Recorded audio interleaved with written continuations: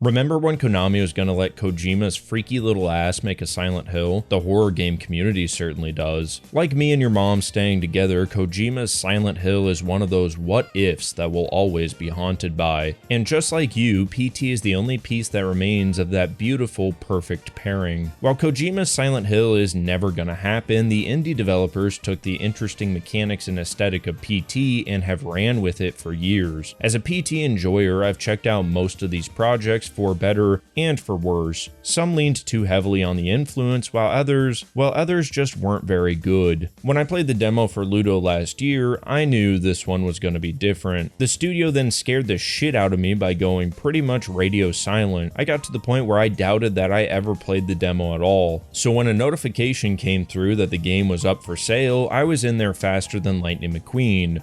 Ruined his career after that racist rant on Piers Morgan. Would you use the N-word out of interest? Yeah, good job! You use the N-word quite frequently. Well, why? Other than the fact you're a despicable racist. Good jigger. Was it worth the wait? Yes. But it's also more than just another PT imitation. Whatever it is, it's happening again.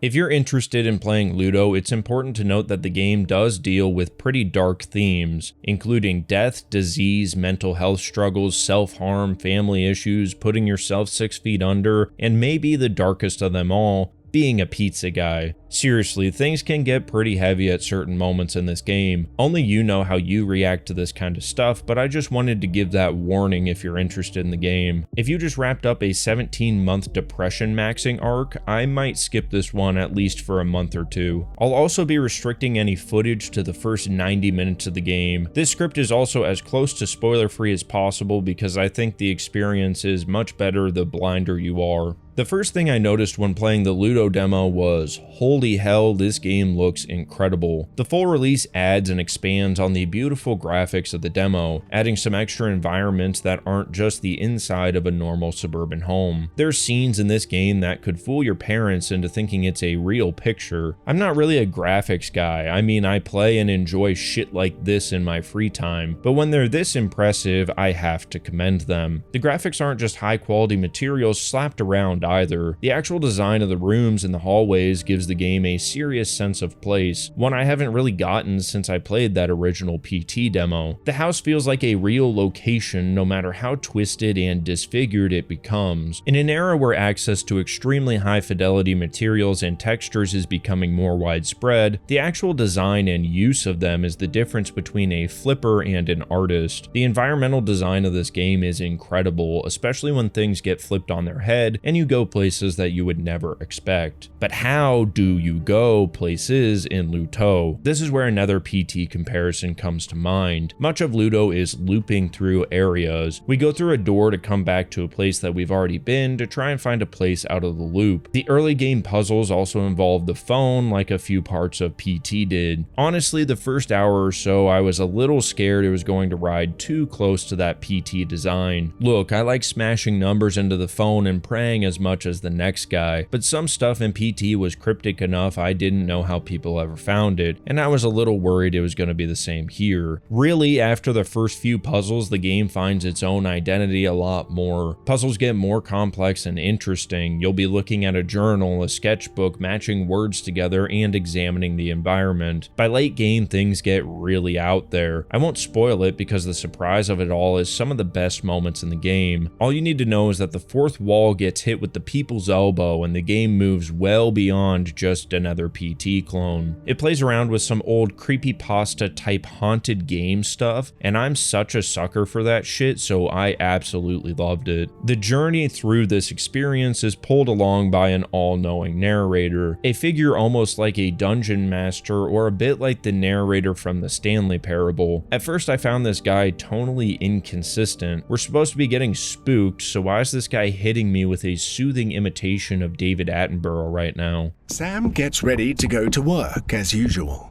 A new day awaits him. Before his brother Isaac got sick, they both used to play in this same way by hiding the monkeys. Like the puzzles, his presence gets better as the game goes on. He helps drive the narrative forward in a more direct way, which is nice because most of the narrative is hidden away. He can also be a nice distraction from the stressful trip through these demented hallways. The last point I want to touch on is the scary factor. Luto falls somewhere in between an afternoon walk through a peaceful meadow and talking to a pretty lady. It's by no means the scariest game I've ever played. The amount of big scares is not super high. There's a few instances of jump scares, but most of them are well done and they don't feel cheap. If you're looking for a pure horror experience, I don't think Luto is what you're looking for. The game's more focused on the puzzles and narrative than making you brown your shorts. Despite that, it is a very tense experience. I was consistently unsettled and uncomfortable, almost like being in an abandoned building at 3 a.m. or something. There were many times I dreaded rounding a corner or opening a door. The stress made a few sections of the game make me want to stop playing altogether. And unlike any other genre, I would like to stop playing now is probably some of the highest praise you can give a game like this. I think the scariest bits are actually the harsh reality that the narrative deals with. Most of that will require you digging into it yourself, but let's just say that this family has had some real rough patches. And let me tell you, ghosts aren't quite as scary as when your brain feels the sweet release of death calling out like the fucking Green Goblin mask. Between the graphics, atmosphere, and puzzles, Luto has a lot to like. You'll have to let it cook a little bit in the first few hours, but once it finds its unique voice, it goes very hard. But it is far from perfect and does have a few problems worth mentioning.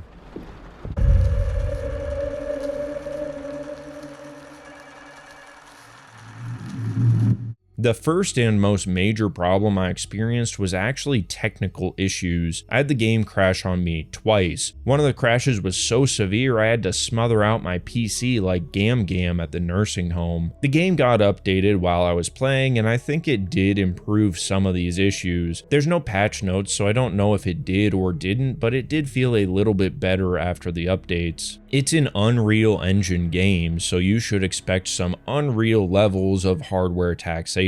I have a 3080 and at max graphics, this thing would drop frames pretty severely in certain areas. Normally performance inconsistency really bothers me, but in this game it didn't bother me as much. The game is slow and looks good enough that it didn't greatly impact my experience, but I also couldn't just ignore the problems either. Since we're on the topic of performance and visuals, I did not care for the black bars. I understand it's their creative vision to use them. Occasionally they do interesting things with the negative space at the top and the bottom, but not enough to warrant their inclusion. They have a narrative reason for existing, I just didn't really like them. Honestly, it gave me Order 1886 vibes. I actually wonder if this game's also using black bars to render less and squeeze more performance out just like Order 1886 did, but I don't have any idea if that's actually what they're doing. All I know is me no likey black bars. On the gameplay side, some of the puzzles were a bit convoluted too. There's nothing in here that's moon logic like old adventure games, but I did get stuck once or twice. The game is beatable without any kind of guide as long as you're really observant to the environment and the clues given to you. And I do mean